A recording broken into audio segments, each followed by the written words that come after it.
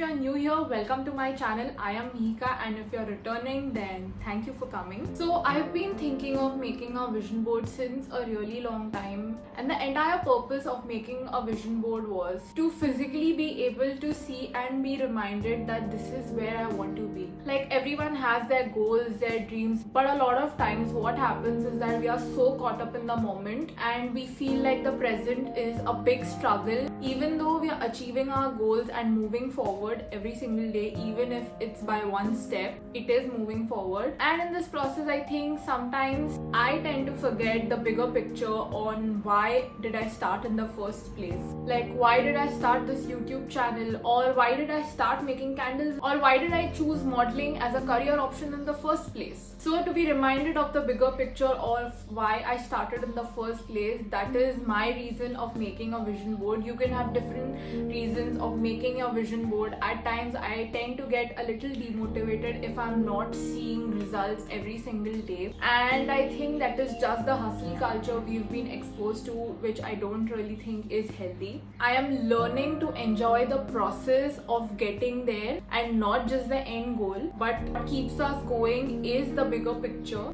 And I think it's really important to be reminded every day that what life I want to create and where do I want to see myself in the next couple of months or next year for that matter. So I thought making a physical vision board would be a great idea, and I can keep it somewhere so that I can look at it. And I've chosen these pictures really carefully. Each picture resonates some feeling to me. These are not dead pictures. I mean, I've not just selected them just because I think they are pretty, but each picture resonates a feeling, a sense of motivation inside me, and that's how I have selected pictures. I've picked up all the pictures from Pinterest. I've made a different board on Pinterest for my vision board, and I got all of them printed. And one more way the vision board helps you is to make you see that you already have the dream life, you already have your goals within you. You don't really have to go anywhere.